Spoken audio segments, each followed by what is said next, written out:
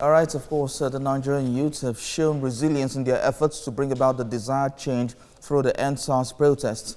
Here's what the 747 demand is all about. Under the institutional reforms, the protesters want the release of arrested protesters, compensation of families of victims, investigation and prosecution of all reports of misconduct, prescription of SARS, and a review of the welfare of police to be implemented immediately. On the cost of governance, the youth say, quote, "We have watched over the years the waste associated with governing Nigeria. We have noted the duplication and unprofessionalism in the civil service and across all strata. On constitutional reforms, they allege that there had been several constitutional reforms where youths were obviously absent and that the time has come for an informed and progressive participation by the youth. In educational reforms, the youth are demanding that a state of emergency is declared in the education sector, and they want an increase in the budgetary allocation to the educational sector by 50%. In health reforms, they demand that a state of emergency is declared in the health sector and an increase in the budgetary allocation to the health sector by 50%. On youth affairs reforms, the protesters are demanding that a state of emergency be declared in the Ministry of Youth and Sports, Ministry of Science and Technology, and Ministry of National Planning. On public office reforms, the protesters are demanding the Code of Conduct reforms for all elected public office holders to have themselves and their children use public schools and public hospitals only. These are some of their demands. All joining me now is security consultant Femi Aratokwale. Thank you very much for joining us once again. Thank you. All right, looking at the demands of the protesters, the 5-for-5 demand and the 7-for-7 demands, do you think they are something that cannot be handled? The 5-for-5 is not any demand that is too big, and it's just a normal thing. But because we've not seen it being done or being probably, put down the table, it should be a day-to-day running of every single government department to do. It is not meant to be a demand. It is not even meant to be a right. It is meant to be a necessity. So why are we not implementing all of that? This is the question the youths are now asking the government. They promise they will do this, they will do that. Ever since I was born, I've been always told, we will provide good road, we will provide electricity. Have we seen any place? No. So what they are demanding is not something too big, it's not something they cannot do, but we see them reading our budgets. The government cost this. They need to fix it. However, they cannot fix it all alone by themselves. Members of public too should play their part. And by playing their part, we need to understand one thing. Let us go along with them in a more civil way. How? What happened in Edo State shouldn't have happened in the first place if things are actually done the right way. But if you look at Lekki, Ikeja, I walked around the whole place covertly just to see what's going on. Things went so peaceful. Yes, we will see one or two issues happening, which happens in a whole lot of things. When there is crisis, a lot of people want to seize opportunities to make gain. We know that. But what we are saying right now is this: government should be given the chance now to put all these 5-to-5, 7-to-7, 1-to-25 demands on the table, and let's work it out. But there's the issue of trust. Government have always been given the chance, and the youth are saying no, they want it implemented immediately. Look, see, this is something the government can do in the immediate. When it comes to the issue of trust, every single politician will sweet mouth and sweet talk to make sure they get there. But the answer to it is this: are you able to deliver on what you've said? So this has bring back again, how well do we want to trust them right now? Okay. So what we need to do now is this: at least what brought the whole madness out? What brought the whole strength out?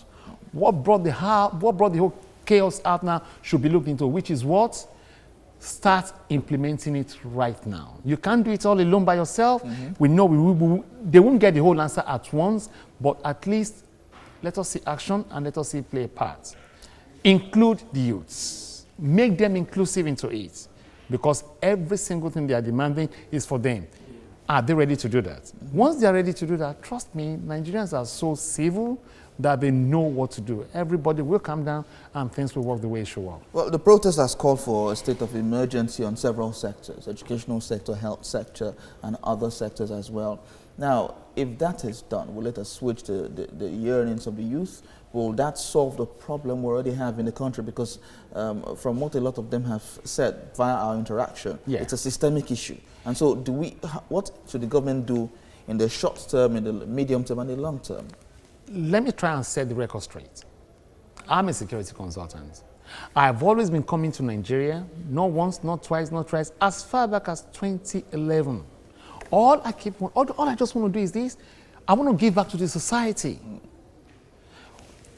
Budget worth close to about between 200 and 300 million naira. I have set it apart that, you know what, let us see how this is going to work. But you will definitely see some institutions that are like, you know what, we don't need this, we don't need this, we don't have the budget, we don't have the budget. So everything seems to have piled up and is spread across all government institutions right now that we don't even know where to start from. Our commissioners in area seems to be toothless.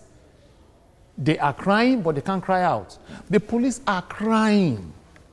The police officers are crying, despite the fact we have some funny ones amongst them that's caused us to this level. Okay, so if they are crying, they want changes as well. But how many of them can talk? If the security sector needs this kind of changes now, will the government be willing to do all of that? First of all, they're asking for an increase. They need to change the structure. Okay. They need to change the police structure. Not only the police structure, so the training structure, the welfare. Can you go to police station in a comfortable way? Some police stations don't even have any restroom, no. Look, the package is terrible, let us be fair. I feel for them. I've always been to so many police stations, and what you see, you just come back and you'll be like, no way.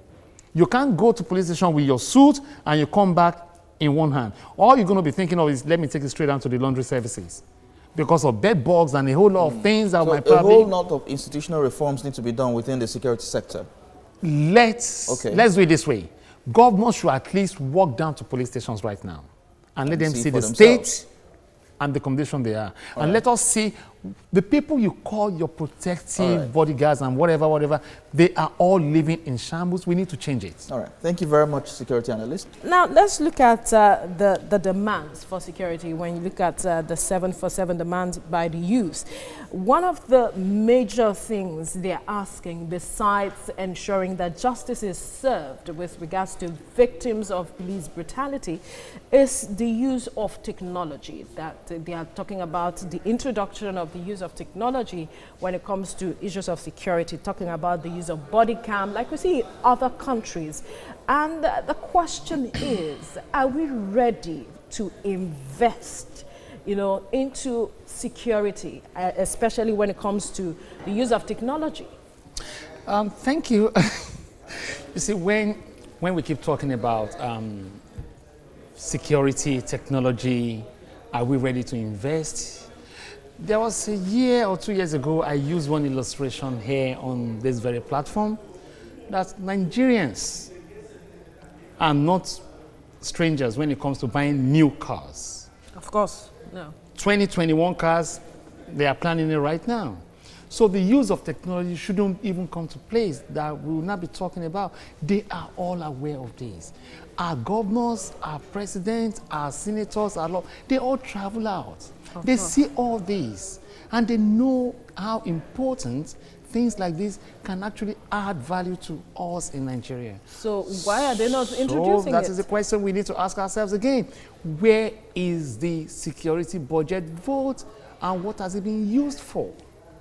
The budget this year is about 128 billion naira. It is 3 billion naira, an increase of 3 billion naira from what is compared with other years, according to reports. Now, doesn't that show that perhaps we are ready to make a change with regards to issues of security at this point? That's fine. Look, before I answer your question, let me bring you back again. There was issues around security, minority, discrimination and everything in America and UK some years ago. An emergency fund was put across. That what? Let us roll out body cams. At every point in time, any patrol officer going on any beat must have one. So right now, you must wear a body cam, and if you're discussing any issue with anyone, put it on. So putting our frontline security officers to patrol the beats without no body cam, no radios, nothing whatsoever, is completely a shame. It is a national shame that we're at this very point, we're now still discussing body cams. We should have gone past to this. When we have different kind of body cams across board, yet we just don't have a tiny one we can even give to our frontline security officers. We created these monsters in them. They don't want to be, but yes, they cannot give us what they don't have. They are trying their best with their little capacity, in their little capacity and with what they have. But they can only do so little. But on the other hand, some will say that the government is putting in so much money, yet you are seeing little results. Well, I have actually had discussions with so many police officers in the past and even presently. They want training. But again, training has not been given to so many of them. Some people are just probably, after police college, that is the end.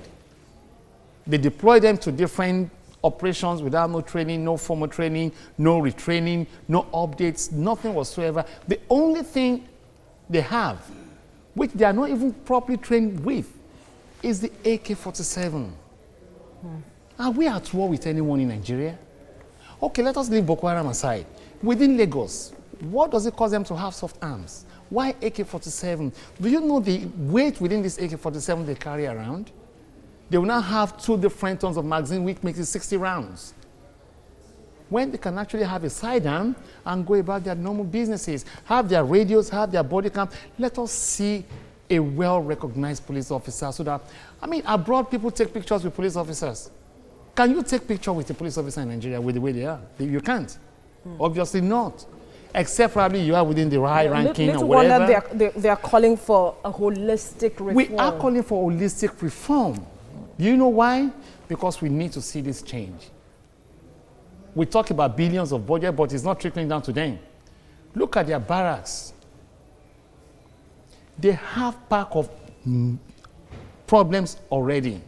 Now coming to face the public, it will definitely end somewhere. Mental issue is there for them. We have to do something. I am willing to do. How many people out there are willing to do as well? We just need to come together and work this 7 to 7, 5 for 5, or whatever we call it out. The fact is this, there must be a reform and it must start now. And where do we begin? We start by talking to them, not only just talking to them, we start the training in different units. Let the DPOs come out, let them be part of it. Let them come out and start talking about, okay, this is the kind of training I need for my unit, this is the training I need for my unit. It all boils down to one thing: security, customer service, communication with the member of the public. If we don't have this in place, then we're heading nowhere. Some police officers, the way they even talk to you sometimes, like, oh my God, I'll have to give it to you back. From there, you can see now, communication again. Communication, once it breaks down, that is the end. But we can actually, let us look for a way to bridge this gap. We can do it. It's easy. But the question is, will the government do it? Are the police willing? And will the member of public work with us? It's a three-way thing now. It's no longer a two-way thing. We need to work it out and we need to make it happen. As soon as possible. ASAP. Femi Aratukunle, we have to leave the conversation here now. Thank you for your time on the program. Thank you.